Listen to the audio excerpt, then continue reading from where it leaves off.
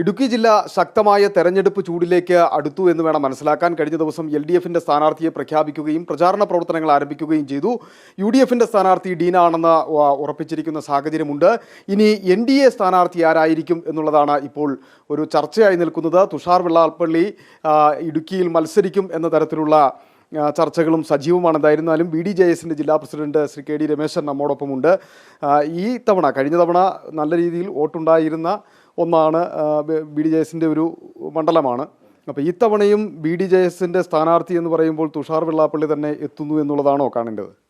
തുഷാർജിയാണ് എന്ന് പറയാൻ പറ്റില്ല, അല്ലെന്നും പറയാൻ പറ്റില്ല. കാരണം ഇതിപ്പോൾ ചർച്ചകൾ നടക്കുന്നേ ഉള്ളൂ. എവിടെയാണ്, ആരാണ്, ആരൊക്കെയാണ് എന്നതിനെ സംബന്ധിച്ചൊരു തീരുമാനമായില്ല. ഉടനെ തന്നെ 2 ദിവസം തന്നെ ഉണ്ടാവും. എന്നിരുന്നാലും ഈ സീറ്റ് നമുക്കായിരിക്കണം എന്നൊരാവശ്യമുണ്ട്. സീറ്റ് നമുക്കാണ്. സീറ്റ് ഇടുക്കി ജില്ലയിലെ ഇടുക്കി പാർലമെൻറ്റ് നിയോജകമണ്ഡലം BDJSനാണ്. അതെ അതെ. ഇത്തവണ ഈ ഏറ്റവും പ്രധാനമായിട്ട് വോട്ട് ഷെയർ വർദ്ധിപ്പിക്കുക എന്നുള്ളതൊരു പ്രധാനപ്പെട്ട കാര്യമാണ് NDA സംബന്ധിച്ചിടത്തോളം. അപ്പം അത്തരത്തിലുള്ള ഒരു സ്ഥാനാർത്ഥി ആയിരിക്കണമെന്ന നിർദ്ദേശം NDAയും മുന്നോട്ട് വെച്ചിട്ടുണ്ട്. അപ്പോൾ തുഷാറിന് വലിയ ഒരു സാധ്യതയില്ല ഇവിടെ? ഉണ്ട്. തുഷാർജിക്ക് സാധ്യതയുണ്ട്. ഇല്ലെങ്കിൽ അതിന് തക്ക ഒരു സ്ഥാനാർത്ഥി ആയിരിക്കും. അതെ.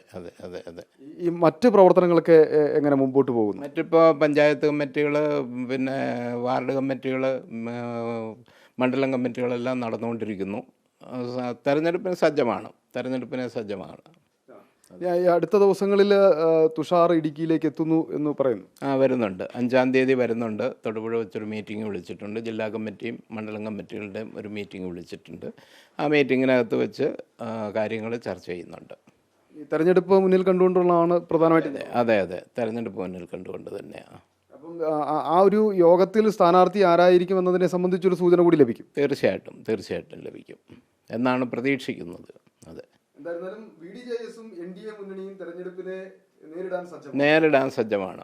അത് NDA ഒറ്റക്കെട്ടായി നിന്ന് തന്നെ നേരിടാനുള്ള എല്ലാ സജ്ജീകരണങ്ങളും ചെയ്യുന്നുണ്ട്. എന്തായിരുന്നാലും അത്തരത്തിലാണ് NDA മുന്നണി തന്നെ സജ്ജമായിരിക്കുന്നു. ഇടുക്കിയിലേക്ക് തുഷാർ വെള്ളാപ്പള്ളി തന്നെ എത്തിയാൽ അതാണ് പ്രവർത്തകർക്കേറെ ആവേശം പകരുന്നത്. എന്നാൽ അടുത്ത 5-ാം തീയതി ചേരുന്ന യോഗത്തിന് ശേഷം അക്കാര്യത്തിൽ ഒരു വ്യക്തതയുണ്ടാകും.